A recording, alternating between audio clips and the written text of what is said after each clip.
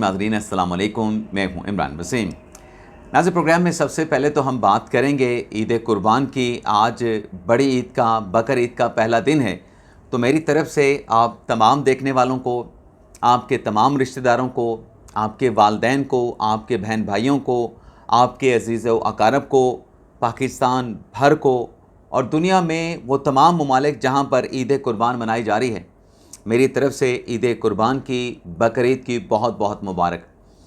गोश्त खाना है लेकिन ज़्यादा नहीं खाना, कहीं ऐसा ना हो कि बीमार पड़ जाएं।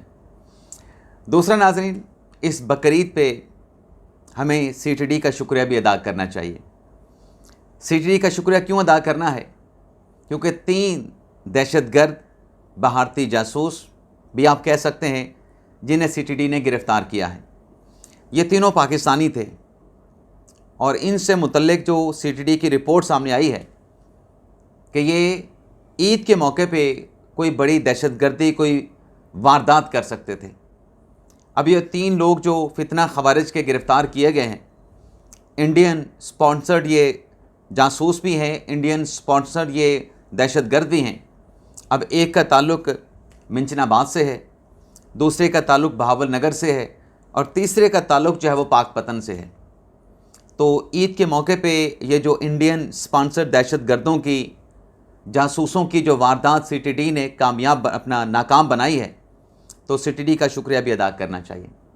वरना अगर ये कामयाब हो जाते और इनका मंसूबा नाकाम ना होता, जो कि इंडिया का मंसूबा है, भारत का मंसूबा है, तो शायद कई घरों में आज खुशियों की बजाय मातम हो रहा होता। तो थैंक्स टू सीटीडी। भारत का नाज़रीन ज़िक्र आया है, तो भारत की तरफ से एक और ववेला पाकिस्तान के ख़िलाफ़ किया जा रहा है। अब वो ववेला किस बात पे किया जा रहा है, वो प्रोपेगेंडा इंडिया का क्या है?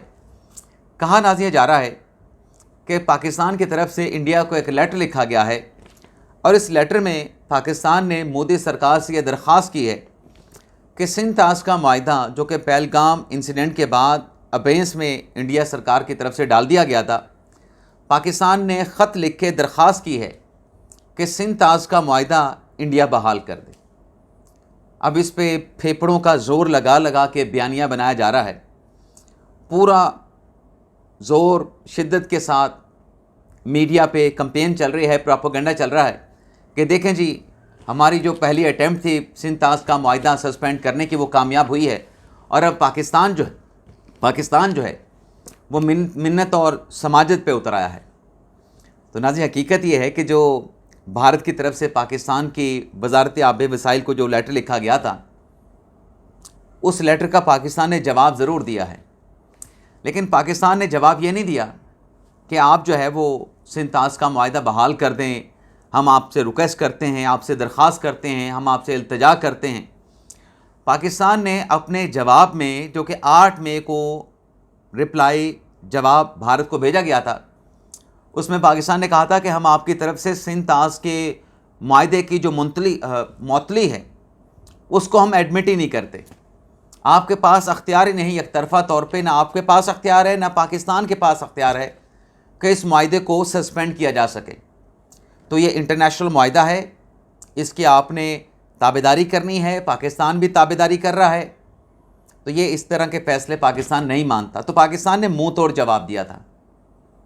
पाकिस्तान ने टिका के इंडिया को जवाब दिया था कि ये जो आप कह रहे हैं कि आप अकेले बैठ के सिंध ताश माहिदे को सस्पेंड कर देंगे या बेंच में डाल देंगे, आपके पास ना ऐसी वक़्त है, ना आपके पास ऐसा कोई अख्तियार है, ना आपके पास ताकत है और ना पाकिस्तान आपको ऐसा करना देगा और ना पाकिस्तान आपकी ऐसी जो धौंस धांधली है इसको एक्सेप्ट करता है।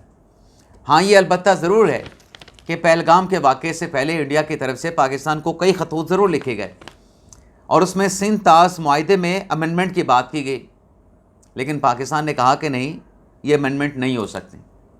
तो पाकिस्तान ने सिरे से जवाब दे दिया था। तो वो जो पहले पहलगाम के वाक़े से पहले लेटर इंडिया की तरफ से आ रहे थे IWT एग्रीमेंट में, ट्रीटी में अमेंडमेंट के हवाले से, अब तो कहने वाले ये भी कहते हैं कि पहलगाम का वाक़या मोदी सरकार ने करवाया इसलिए है ताकि पाकिस्तान के साथ निगोशिएशन करके सिंध ताश के मुआहदे को अपनी मर्ज़ी, अपनी मंशा, अपने मफाद के मुताबिक उसमें तरमीम कर सकें। तो पाकिस्तान ने कहा कि ऐसी कोई दरख्वास्त नहीं है, ऐसा कोई ख़त पाकिस्तान का नहीं है, ये मन घड़त प्रोपोगंडा है, झूठी खबरें हैं। ना पाकिस्तान ने कोई ऐसा ख़त लिखा है, ना पाकिस्तान ने इंडिया से ऐसी कोई दरख्वास्त की है।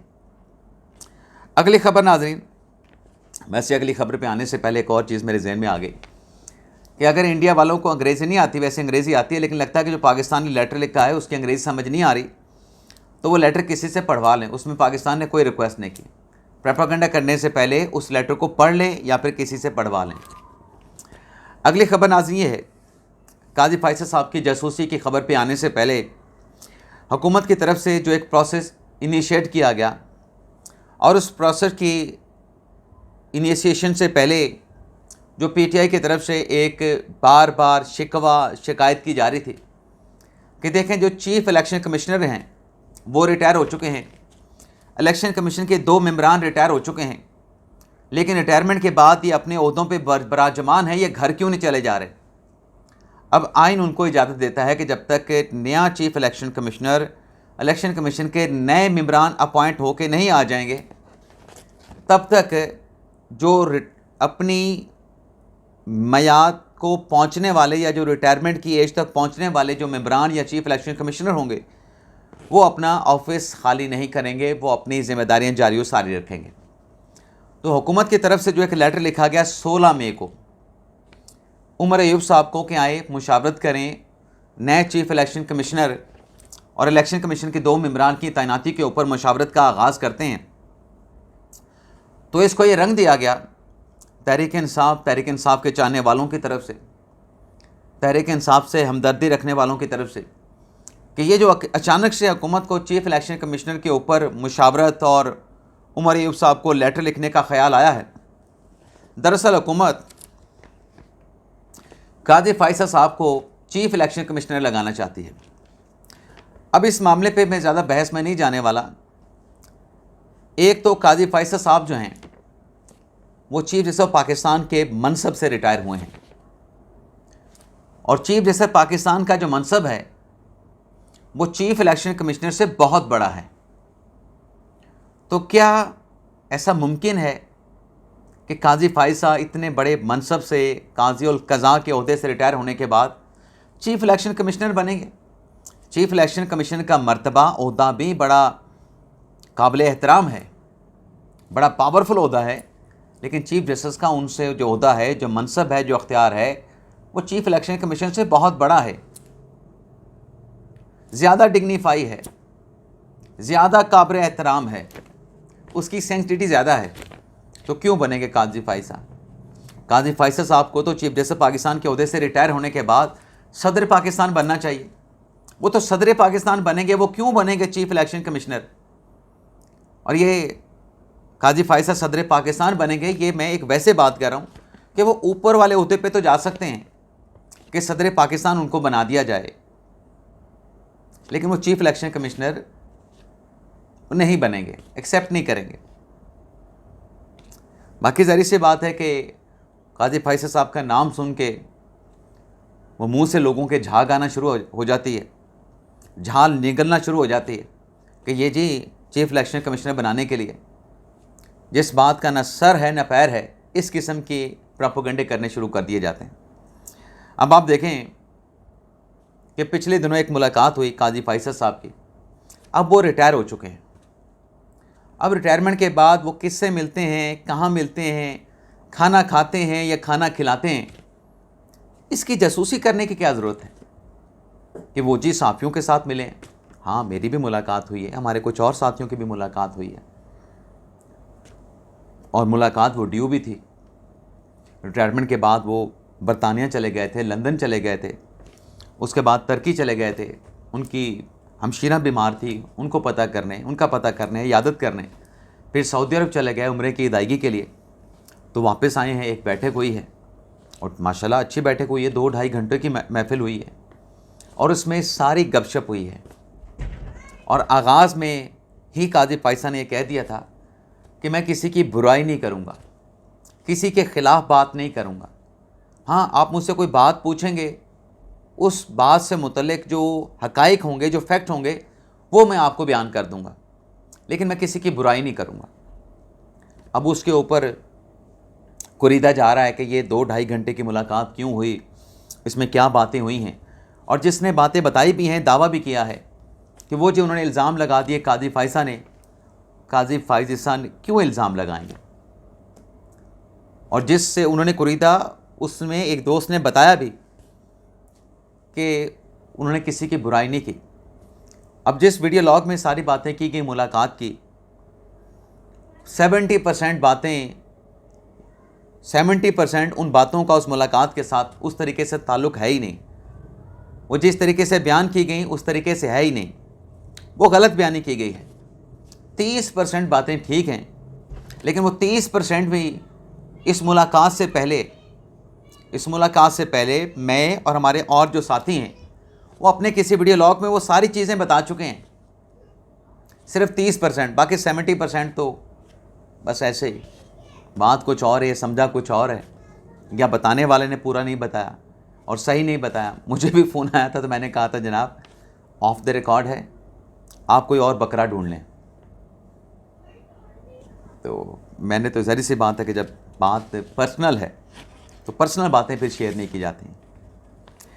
अब नाज़रीन अगली ख़बर पे चलते हैं, और अगली ख़बर नाज़रीन ये है कि जो तहरीक इंसाफ बार बार डिमांड कर रही है कि हमारे साथ बातचीत करें, एस्टेब्लिशमेंट के साथ बात करनी है, तो एस्टेब्लिशमेंट तो बात करने के लिए तैयार नहीं है।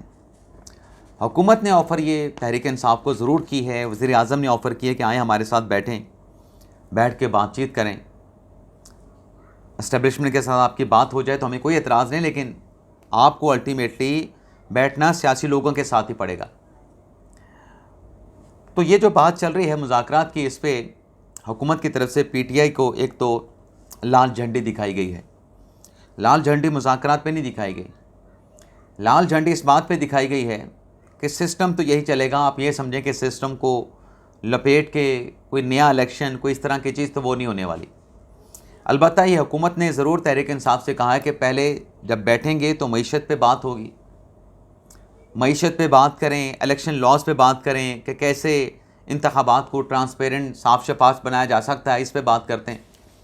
और इन दो इश्यूज़ पे बात करने के बाद फिर जो बाकी मामलात हैं, सियासी मामलात हैं, उन पर भी बात हो जाएगी।